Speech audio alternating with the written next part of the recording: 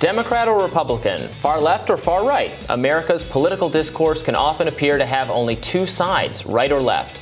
But former presidential candidate Andrew Yang is in the midst of disrupting that tug of war, forming a new political party, the Forward Party, aimed at tackling polarization within our communities. Now, the Forward Party mostly stands for open primaries and ranked choice voting. That's the big thing with this party. But it also includes things like universal basic income, human-centered economy, fact-based governance, modern and effective government, and grace and tolerance. With us is former presidential candidate and author of Forward, his notes on the future of our democracy, Andrew Yang. Welcome to the show. Thanks for having me, Kim. You're the reason I'm here. No offense to Robbie and Rob. Andrew, I think I want to start off with, everybody wants to know why you've left the Democratic Party, why you've decided to hightail it out of there and start this new independent party. I wrote this book after I came off the presidential trail, Kim, and I was reflecting on both my journey and experiences and also why it's not working, why we're so stuck. And when I dug in, I realized that we're being set up to turn on each other, for polarization to get worse and worse. It's going to lead us to political violence and unrest. And so I dug deep and thought, how can we actually arrest this decline? How can we change the dynamic? And it requires a third-party unifying movement that's inclusive of Democrats, independents, and Republicans who just want our system to work better, because our system right now is set up to turn us on each other and to fail. You know, Andrew, I'm a third-party voter as well. I've voted for the Libertarian Party the last several elections, proud third-party voter. But it's difficult because there is so much entrenched power that benefits the Republican Party and the Democratic Party. So what is your strategy for a third party to make headway and to really reach people and to get around some of that, just the tremendous structural advantage that our mainstream parties have? That's the big question. And the fact is, right now, the support for an alternative to the duopoly is at 62%. It's a record high. Imagine if you arrived at a marketplace and 62% of people wanted an alternative, you'd offer that alternative. The problem is that the duopoly has set up the mechanics such that it's very difficult for any new party to emerge, Libertarian, Forward, you name it. So what we have to do is make common cause and change the mechanics to open primaries and ranked choice voting that would allow genuine political dynamism. And the fact is, the majority of Americans are for this. Independents outnumber Republicans or Democrats almost 2-1. We're being set up to fail by this creaking duopoly, and we have to change it as quickly as possible if we're going to have any chance of moving forward. No pun intended. And so, Andrew, you said in a recent interview that you had made the decision to create the Forward Party before the run for mayor. Why then run in the Democratic primary? Did you feel at the time that you were misleading voters a little bit? Why not run as an independent and then create a Forward Party rather than running as a Democrat and then leaving the Democratic Party? I laid out 77 pages of policy proposals during that campaign, and I think that's the substance that voters are looking for. As long as you live up to the policies you put forward and what you want to do as a leader, that should be paramount, and that's the way we planned it out. The fact is, my decision to run in a party primary is a product of this dysfunctional duopoly, because the reality is, in a place like New York City, if you didn't run in the Democratic primary, you're probably setting yourself up to lose. And that's the kind of thing we should change. You should have open primaries and ranked choice voting here in New York City, and then candidates wouldn't be making, frankly, very calculating decisions. That's really what I want to focus in on, because the Forward Party seems to really, more than anything, yes, there's other things that are involved, like you mentioned, universal basic income or even Medicare for all or things like this, but it's really about this open primary and ranked choice voting. So how do you propose that you're going to go about getting this done? Because you've got to do it state by state. What is it, maybe 25 states right now that have ballot initiatives? That's how you can change it in those particular states. But what about the other states? I mean, how do you propose you're going to go about doing this on a state-by-state basis? This is why it's so promising, Kim, because if you look at our Constitution, there's nothing about political parties. We're essentially living the worst nightmare of our founding fathers come to life. The duopoly, it was John Adams, I think he called it a great evil. And it was before it even happened in 1780. So the fact that this is all controlled at the state level is actually tremendously positive, because one state has already passed a ballot initiative to convert to open primaries and ranked choice voting, Alaska. There are 24 other states, as you just said, Kim, that we can do the same thing. So this is why, if enough of us get together, we can make this happen for real at the state level, as opposed to, frankly, bashing our head against a wall in Congress and waiting for them to fix the machine. That is providing incentives that are making it so that they get rewarded for keeping issues around rather than solving problems and resolving them. Can you explain to people why ranked choice voting and open primaries are so essential to changing the system and depolarizing the nation? Right now, Congress has an approval rating of 28%, very low, but the re-election rate for individual members is 92%, sky high. So why is that? The reason is that 83% of our districts are either very blue or very red. And so the entire game is not to try and appeal to the general voter, but it's to placate and please the 10 to 20% most extreme voters on either side. So if you switch to open primaries and ranked choice voting, overnight, our legislators would become much more reasonable and prone to compromise, because then they'd have to make a case to 51% of voters as opposed to the most extreme flanks. So this is the incentive change that could pull us back from the brink, reduce polarization, and make it so that our representatives actually represent the vast majority of us instead of people that don't represent the mainstream point of view. You know, Andrew, sounds great, doesn't it? Let's do it. Yeah, Let's I do think it. so. Yeah. One of the things you talked about during your campaigns that I was reminded of this past news cycle with Chappelle back in the news. Dave Chappelle was a prominent supporter of your campaign, and you talked about how cancel culture can be part of this really relentless, hateful drive to punish people and is part of the polarization, I think, of what's going on in our country. Netflix obviously took a stand and decided that they wouldn't take some action against Chappelle for having the crime of telling offensive jokes. And I know you said that comedy should have a higher bar than other kinds of speech. Do you have any reaction to that? I think we should cut artists a very, very wide berth in terms of the way they decide to express themselves and create.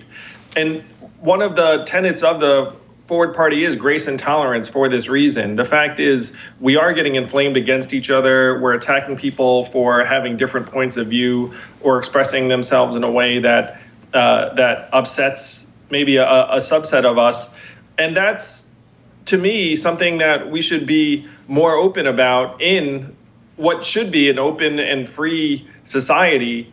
And so one of the tenets really is to try and bring the polarization down, because we're actually attacking and dehumanizing each other based upon whether you agree with me or not. 42% of Republicans and Democrats regard the other side as evil or their mortal enemies. And that kind of toxic culture is what we have to counteract and bring down as quickly as possible.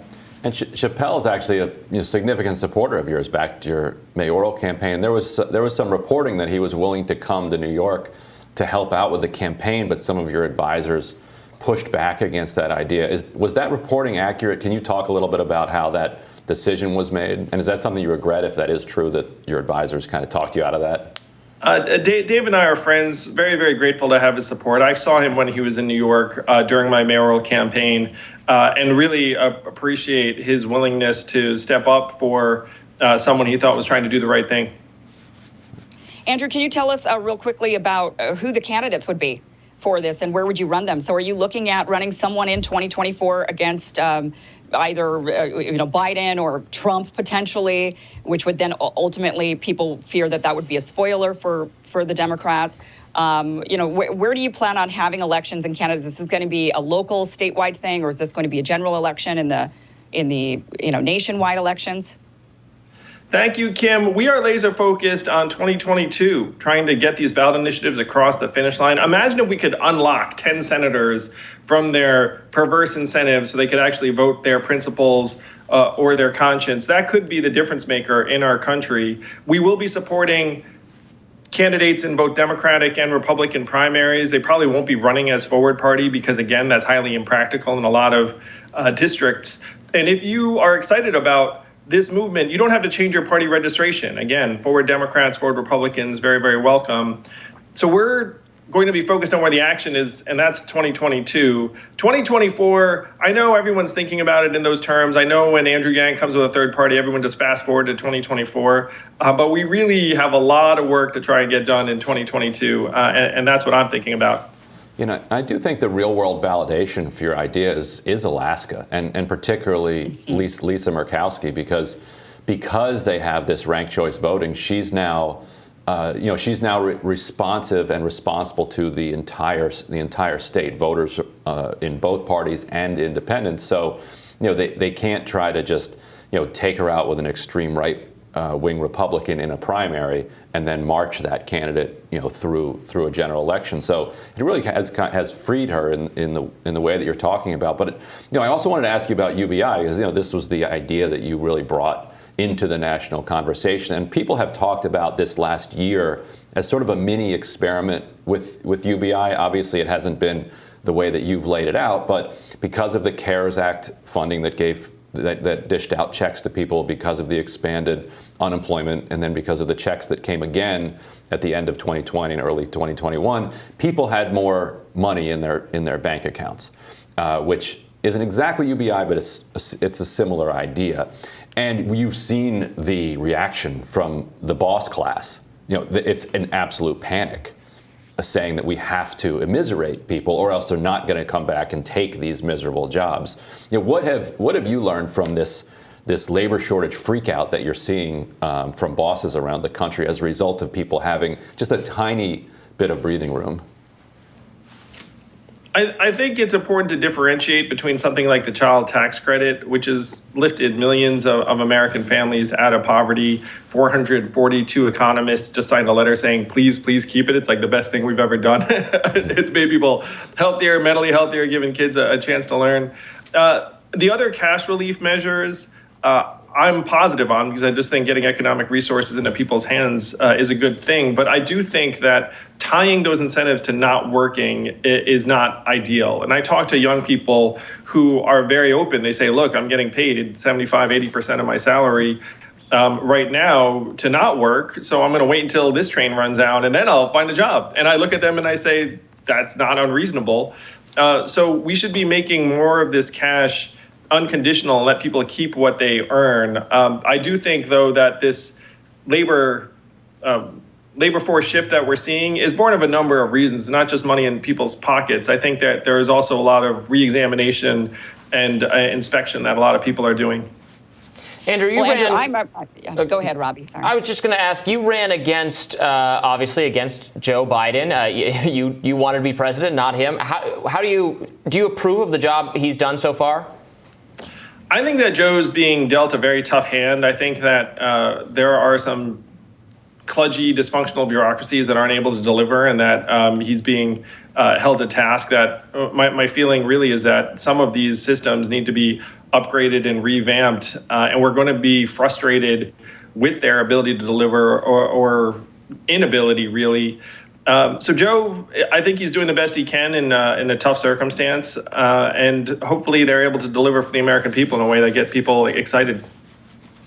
Well, Andrew, I'm really excited about your Forward Party. I really think that the single number one thing we can do in order to change how our elections are run and really getting those candidates in there that are actually going to make effective change rather than cave to their donors or to the most extreme factions of the party is through ranked choice voting and open primaries. And they have to go together. You can't do one. You can't just do open primaries without the ranked choice. I don't need to be here. That's what I'm talking about. Yeah. So I'm really excited about this, Andrew. I think it's great. And I like that people don't have to give up their current party affiliation to be a part of the Forward Party. So I think this is I think the way to go. This is the only way. What we've been waiting for, because if you look up what's really going to happen, how is this movie going to end? It's just going to get worse and worse. We're going to see unrest and strife and eventual violence, and our leaders will be in their corners just blaming the other side. We need to change this dynamic. If you look around the world, the UK has 5 parties, Germany has 7 parties, Sweden has 8 parties, Netherlands has 18 parties.